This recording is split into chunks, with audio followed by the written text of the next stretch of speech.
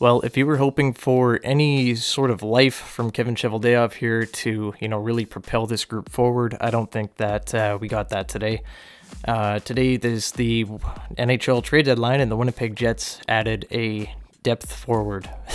They add Vlad Nemestikov, and I don't know. That's quite the message that Kevin Cheveldayoff and the team is sending, and it's disappointing.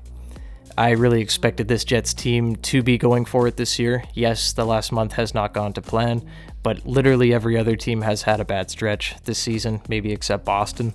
Bad stretches happen in hockey, and I think it's, overcomable. But the Jets did need pieces, and they really didn't get them today. Earlier on in the week, the Jets traded for Nino Niederreiter, only a second-round pick in 2024 going the other way. I thought that it was a great pickup, and I thought that it really showed that, hey, Winnipeg's going to be in this. The Jets are going to try to be making this push. But then, as the days went on, that was the only move that was made. And we get all the way up to trade deadline day, and I'm thinking, oh, wow, well, there's really nobody left to get. I thought maybe James Van Riemsdyk, who, is fine, but I don't think that he's as impactful as people are selling him to be at 33 years old and a large cap hit. I don't think that he was that sought after, and he didn't even get traded. So it just shows you the, the lack of interest kind of going around the league. I would have rathered, adding JVR just to have somebody in the lineup now. But wow. I don't know. I was a little bit caught off guard by this one. When the Jets traded for Nemestikov, I really thought that they had other moves coming on here. It was reported that the Jets were looking at something bigger. I thought maybe that they were going to try to swing a trade for Connor Garland, maybe a Brock Besser, maybe a Sam Reinhart even. Teams were calling on him. But alas, none of that came to fruition, and the Jets end up with two players who are good. They are good players, but it's just not enough. Cheveldayoff did not seize the moment like, he said he was going to try to. I would have rathered, adding JVR just to have somebody in the lineup now. But wow. I don't know. I was a little bit caught off guard by this one. When the Jets traded for Nemestikov, I really thought that they had other moves coming on here. It was reported that the Jets were looking at something bigger. I thought maybe that they were going to try to swing a trade for Connor Garland, maybe a Brock Besser, maybe a Sam Reinhart even. Teams were calling on him. But alas, none of that came to fruition, and the Jets end up with two players who are good. They are good players, but it's just not enough. Cheveldayoff did not seize the moment like, he said he was going to try to.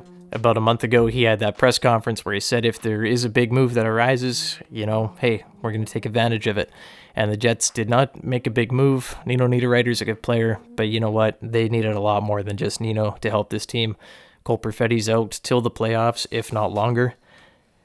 If anything, he just replaces that need right now. Blake Wheeler's not the player he used to be at this point, and it's disappointing. I thought that, this was going to be different this year. We had a really good year right up until about mid-January. Team started to flail a little bit with the bottom six just being non-existent, and they're still non-existent. So I thought that, a boost there would really help this team. But Vlad Nemestikov, I don't think is going to be the answer there. Is he going to play center or wing? No idea. We'll have to see what happens. But I don't know. I'm a little bit disappointed here. And I see a lot of people on Twitter saying that this is the end of their season tickets. And I don't blame them, to be honest. If we're just going to keep doing this mediocrity thing and just go in circles and not, go all the way with this group. We say we believe in this team and everything. Kevin Cheveldayoff saying that today in his presser. Mark Chipman saying it a bunch of times in the past. They believe in this team, but then they don't go out and show it. And they really don't do anything to solidify this team and make them a true winner. So I'm not sure what's going to happen this offseason, but right now, the Jets' ceiling is probably, if Connor Hellebuck can stand on his head, maybe a round one win, and then the second round, you're probably toast. A lot similar to what happened in the bubble, maybe, but probably just not a sweep against Edmonton, right? But I don't know. This is really disappointing. As a Jets fan, it's tough because I really want to believe in this team, and I've been preaching all day that, I don't think the Jets are done. I think they're going to be making moves. I think, there's something in the cooker because Chevy's done this before. On deadline day, goes grabs Kevin Hayes, goes grabs Paul Stastny, guys that are, impactful players. And I don't know. All we're left with is Vlad Nemestikov and Nino Niederreiter. that was the big splash this year. So I don't know, kind of annoying. Going into the future here, I don't think the core is going to be very happy. Connor Hellebuck, Mark Scheifele, Dylan DeMello, Pierre-Luc Dubois, they all have their contracts ending soon. Pierre-Luc Dubois isn't going to re-sign here next year. The only way the Jets can keep him around, I think, is if they just qualify as RFA and just have him for one more season, and then he probably walks, right? Unless he's traded at the trade deadline next season.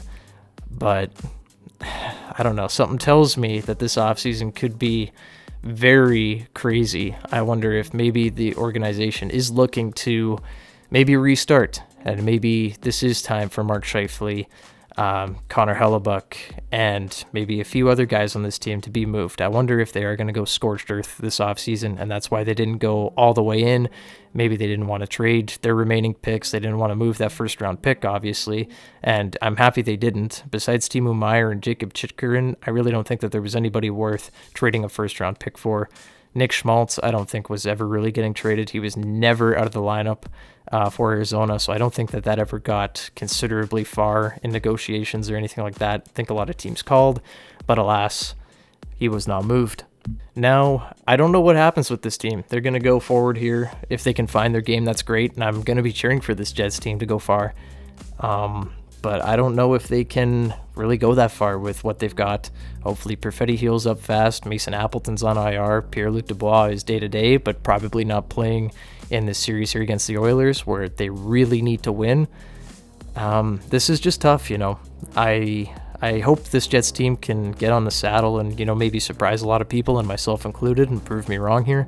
But I don't see them going much farther than a second-round exit. If Mark Chipman wasn't the owner, I would wonder if this would be the end of the line for Kevin Cheveldayoff. Maybe they, you know, totally go brand new staff next year in the front office. But as we've seen time and time before, Kevin Cheveldayoff will probably never be fired. He'll probably just have to walk away or retire. I don't know. He got signed to that fresh new deal. He's going to be, you know, in his second year of it next year. He's going to have 2 years left after this year as the GM on that deal.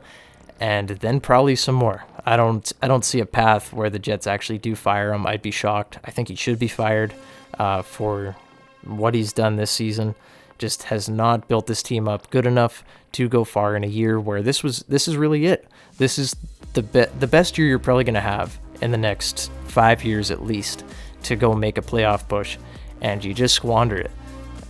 It's tough to watch because this team probably could be pretty good and could probably go very far. The Western Conference isn't that good. It's really just Colorado and then, you know, maybe a surprise team. Maybe Edmonton takes off.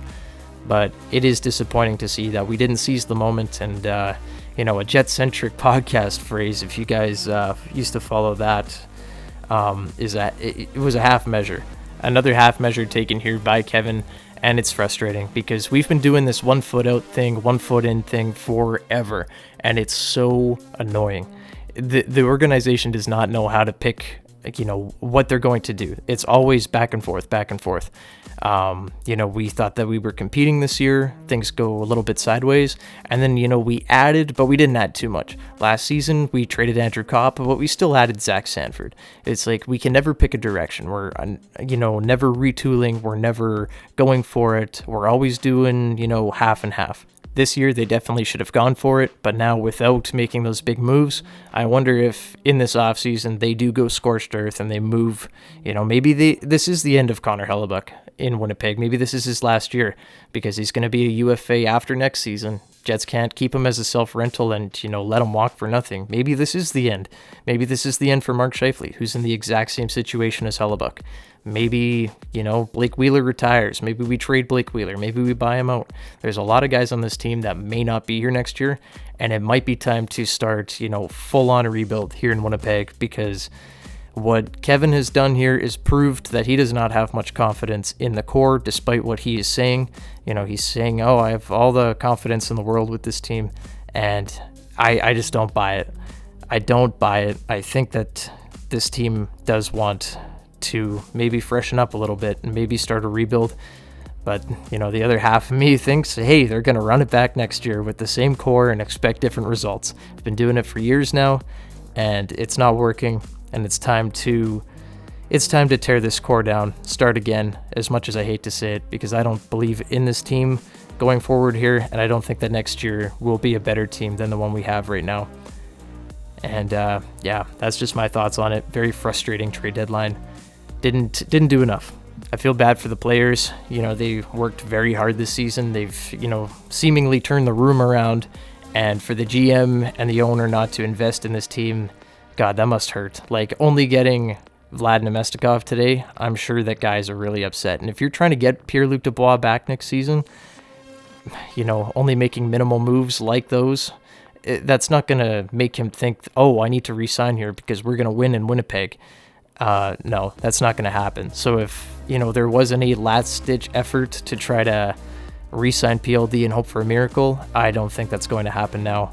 Even if the Jets went on that big, long run and, maybe even go to the Cup final somehow, if they beat the West, I don't think it's going to happen. I don't know, man. Just very frustrating. I hope that maybe, hey, they can surprise a lot of people. I hope that they can surprise me. I hope Vlad Nemestikov goes on an absolute tear. Niederreiter too. But I just don't know. I just don't see it. But yeah. All right, guys, I'm going to leave it there. Very frustrating day today. But I'd love to hear from you guys in the comments down below. Let me know what you thought about the trade deadline. But yeah, leave a like and subscribe to the channel if you haven't already. And I will see you guys in the next one. Go Jets go. Bye-bye.